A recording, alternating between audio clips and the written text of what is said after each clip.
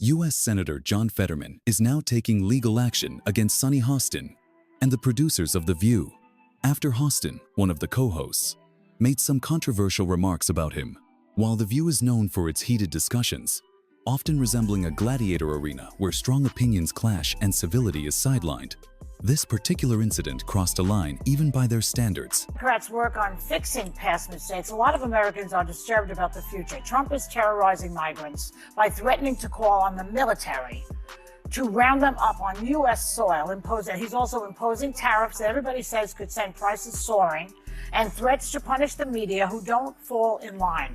Of all of that, Senator, what worries you the most? Well, I mean, nothing really worries me.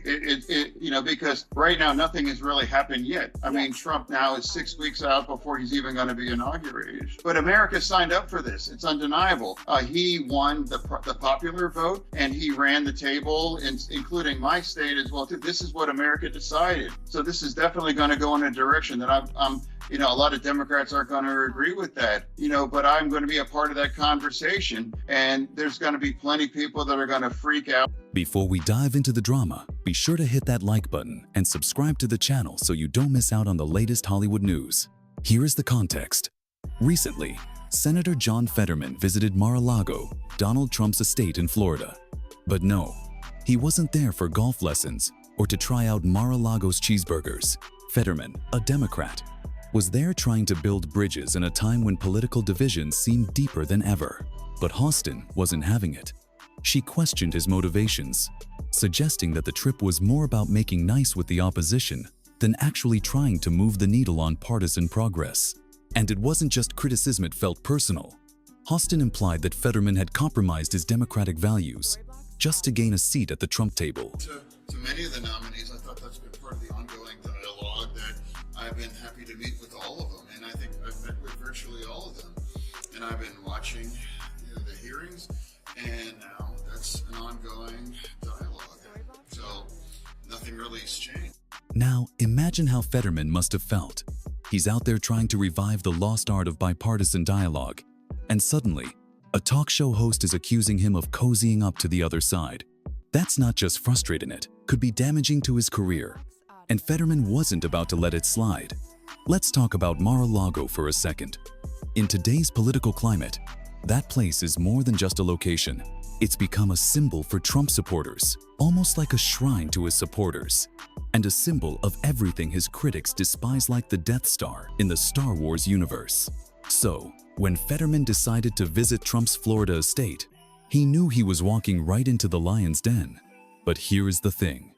Fetterman isn't your typical Democrat. He's a guy known for his authenticity, pragmatism, and his refusal to follow the usual political playbook. Whether it's his hoodie and suit look or his habit of calling out his own party when he disagrees, Fetterman has always been a political maverick. His trip to Mar-a-Lago wasn't about siding with Trump. It was about finding common ground on issues that matter to his constituents in Pennsylvania. Still, the optics were tricky. In an age where reaching across the aisle can feel like a betrayal, Fetterman's visit was bound to cause a stir. But what he probably didn't expect was for that controversy to escalate into a full-blown lawsuit. When Hostin made her remarks, Fetterman didn't just shrug it off. He could have. Politicians are criticized on television all the time. But Fetterman didn't see this as a simple disagreement. He believed that Hostin's comments were misleading, harmful, and part of a larger trend in the media. Work with the administration as to how to remedy a lot of the death and destruction that happened in Gaza as well. I know you've spoken about that. There's been a lot of soul searching on the Democratic side, people needing answers on what went wrong. Do you think that is helpful? And do you think there should also be some soul searching on the Republican side who need to analyze why they would nominate a convicted felon who ran on lies, threats of retribution, and concepts of a plan? One that promotes sensational narratives which undermine his credibility and damage his reputation. And he has every right to be concerned. In today's world, headlines spread faster than wildfire, and a single comment can shape public opinion in a major way. But this lawsuit isn't just about Fetterman's bruised ego. It's about defending principles. From his perspective, letting this kind of commentary slide would set a dangerous precedent. It blurs the line between legitimate criticism and outright misinformation. And for a public figure who's trying to foster honest, productive political dialogue, that's a line worth fighting for. Here is where it gets even more interesting. This lawsuit is about more than just one senator and one talk show host. It's a microcosm of a much larger tension between politics and media. Think about it. Nowadays, political discourse is increasingly driven by sound bites, memes, and hot takes. Complex issues get distilled into clickbait headlines, and the line between entertainment and journalism is blurrier than ever. Fetterman's lawsuit forces us to ask hard questions. What responsibility do media personalities have to ensure their commentary is accurate and fair? At what point does criticism cross into defamation? And how do we balance freedom of speech with accountability? I mean, personally, nothing really worries me because, at this point, nothing has really happened yet. Trump is still 6 weeks away from being inaugurated, but America voted for this. Here is no denying it. He won the popular vote, and he won Big State included. This is what America decided. For Hostin and the producers of The View, this lawsuit could serve as a wake-up call. While the show thrives on provocative discussions, this lawsuit underscores the potential consequences of pushing the envelope too far. One of the most compelling parts of this story is Fetterman himself. He's not your average politician, and that's part of what makes this lawsuit so fascinating. Fetterman has built his political brand around being a straight shooter. He's the guy who will call out hypocrisy, stand up for what he believes in, and refuse to play the typical partisan games. This kind of authenticity has earned him both passionate supporters and harsh critics. To his supporters, he's a breath of fresh air in a political landscape full of spin and double-dealing. To his detractors, he's unpredictable and sometimes abrasive.